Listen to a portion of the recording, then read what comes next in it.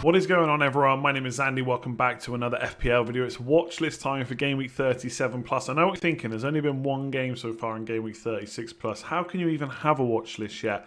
But I've been thinking quite a bit about who I'm going to bring in for 37 and 38 already. Obviously, a lot will depend on tonight's games, Wednesday's games, and Thursday's games as well.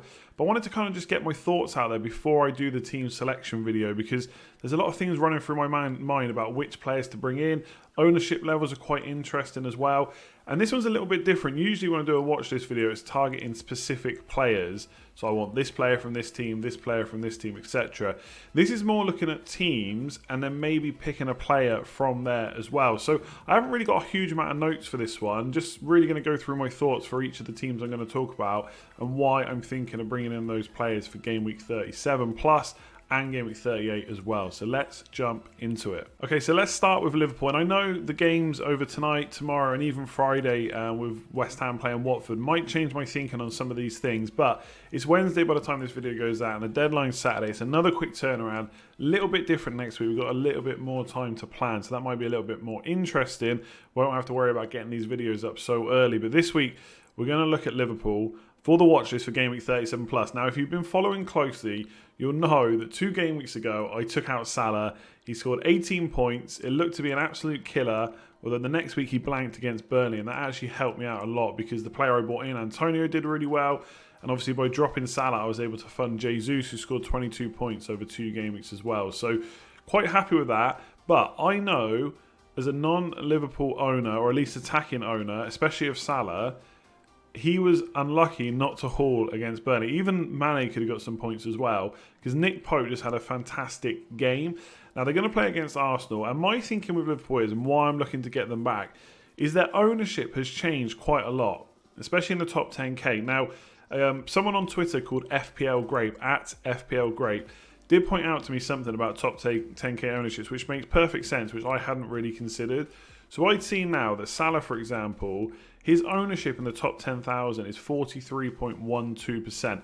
Now, you might say that's quite highly owned, but for Salah, I think that's quite low owned. And Mane's even worse. He's owned by 5.98% of all managers in the top 10k. Now, I tend to use top 10k ownership because I think that's a better indicator of kind of active manager ownership than overall ownership is. Because overall ownership includes all those teams that have stopped playing ages and ages ago, that started off with Salah and Vardy and whoever, and still got them in their team. So I think this is a better indicator. And for me, look, 43% is not differential by most people's means. Like they'll say less than 5%, less than 10%. But when you get someone like Salah that's owned by less than 1 in every 2 managers, that's suddenly huge. But FPL Great did point out to me that these ownerships change not necessarily because of transfers in and out, but also because of how well a player does. So when Salah blanks and Sterling gets a hat-trick, then Sterling's ownership, of course, is going to increase in the top 10k, not because everyone's necessarily bringing him in, which some people will be, but because some people are now in the top 10k because they've had Sterling for that hat-trick. So that's something to consider, but I still think this is a good indication of players we're trying to chase. So suddenly I'm looking at Liverpool. Now, they play Arsenal next in Game Week 36, which we haven't seen yet, or I haven't seen yet. That'll be tonight.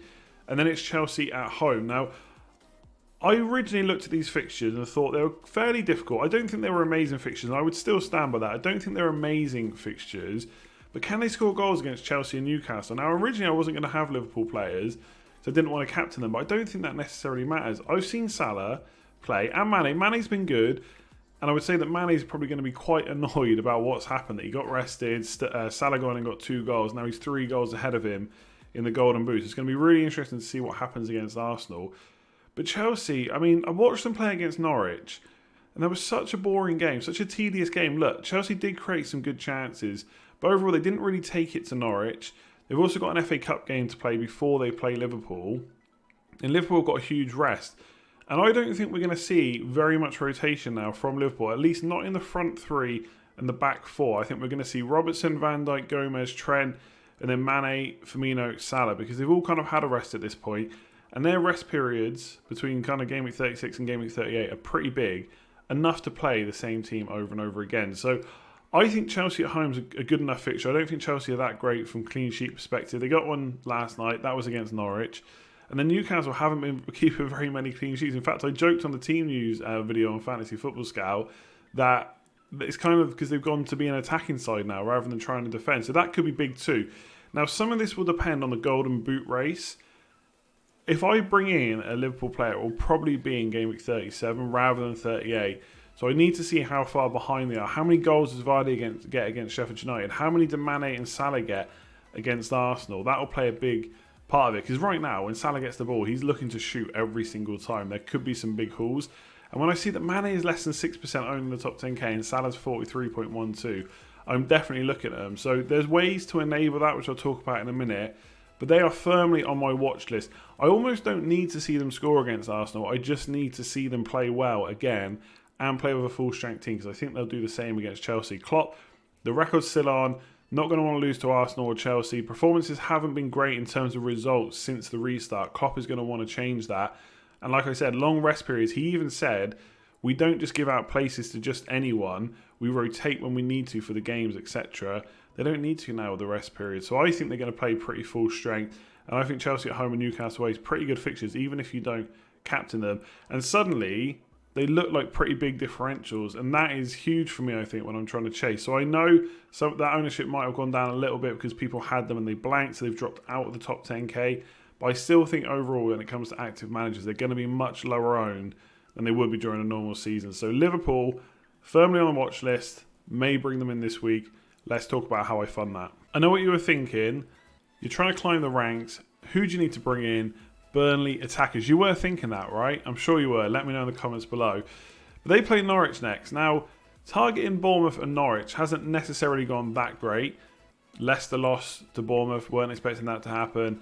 Spurs drew with Bournemouth. Weren't necessarily expecting that to happen. Norwich last night. A lot of people loaded up on Chelsea. And they didn't do too bad, but I think people expected a bigger haul than just 1-0. So far it hasn't gone great.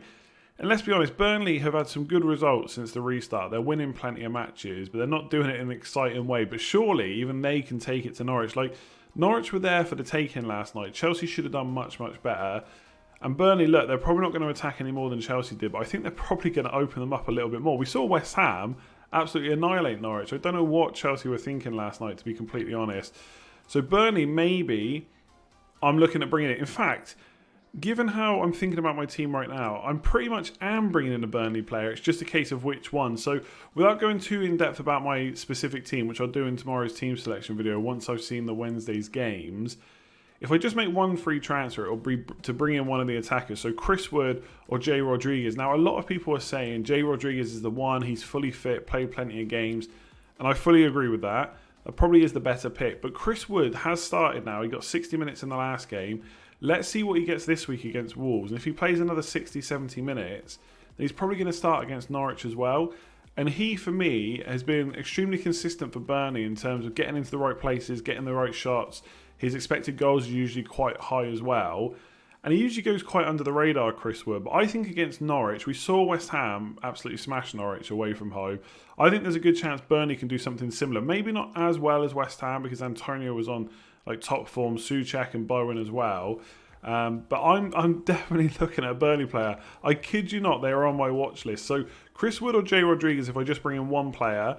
And the general plan there would be to do Nketiah to Wood or J-Rod, whoever it is going to be, and then bench Antonio for 1 week, and then maybe bench the Burnley player for Brighton at home, although I would have to consider that depending on how well they play against Norwich, because Brighton at home is also a good fixture. Or the way to fund Salah and Mane is to swap one of them out for Kevin De Bruyne. Bear with me, I know Kevin De Bruyne taking him out before Watford away is a bad move. But a lot of that will depend on kind of how he plays this week, whether he plays minutes against Bournemouth, and obviously then I'll probably get a good indicator because he's gonna play in that FA Cup match. If he starts against Bournemouth and starts against, and he probably will start against Arsenal in the FA Cup, maybe he gets rested against Watford, then plays against Norwich. We'll have to wait and see. But that's probably my easiest way to get Salah or Mane. And I know Man City's fixtures are great, Norwich on the last day of the season, but I am going to bring one back in, so I'll talk about that in a second.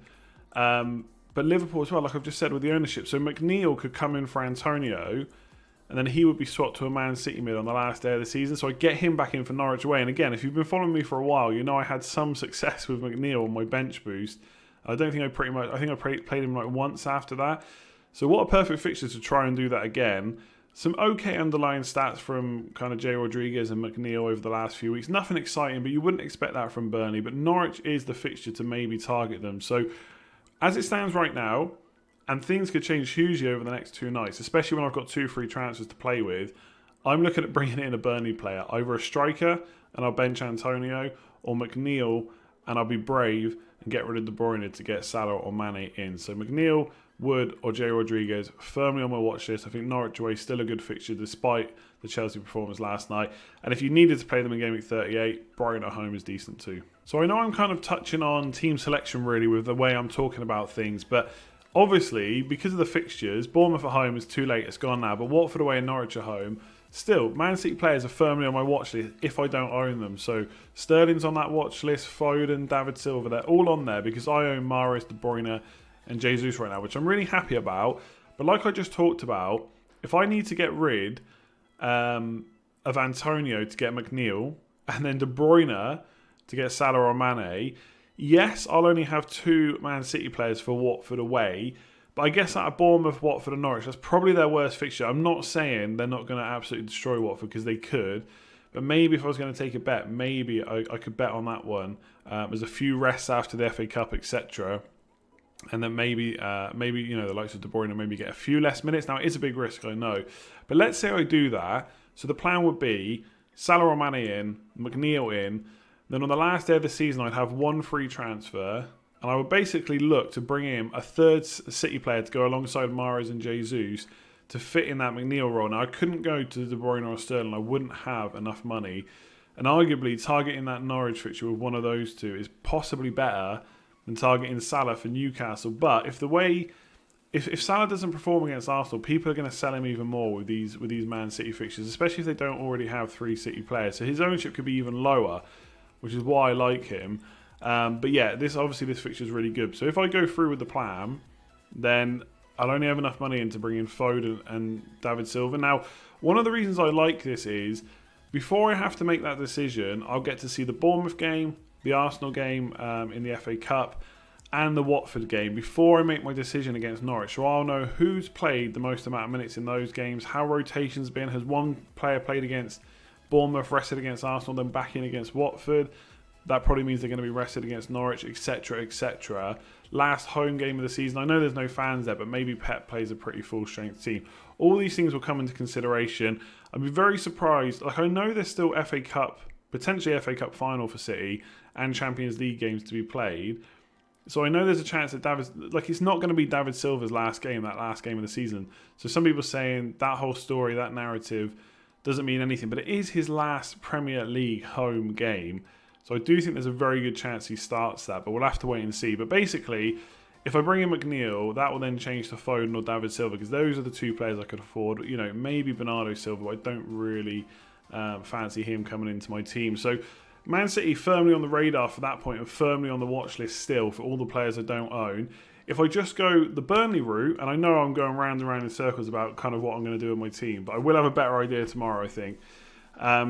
If I go the Burnley striker route, then I'll have 2 free transfers. So at that point, I might look to bring in Raheem Sterling, to be honest, for Game Week 37 or 38, and maybe swap out Mahrez or De Bruyne. Now, Mahrez's ownership is still low in the top 10k. It's only 11.82%. It barely moved this week.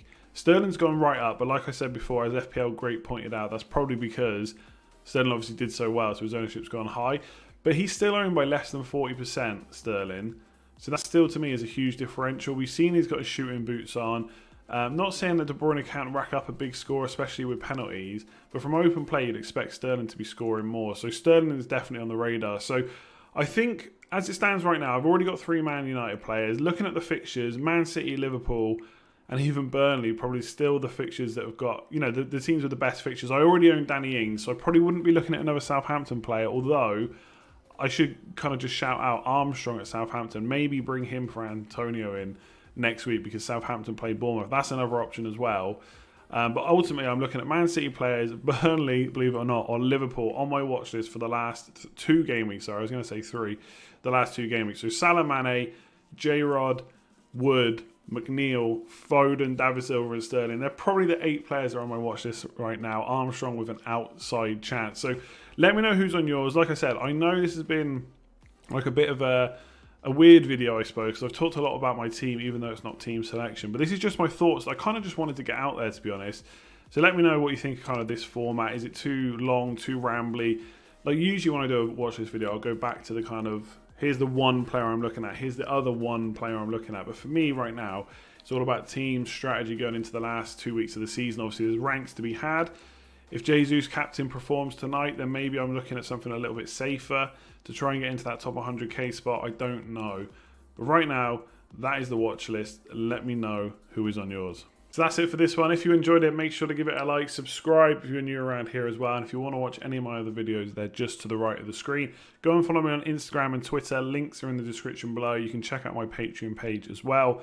Otherwise, I'll catch you tomorrow for another video. Cheers all.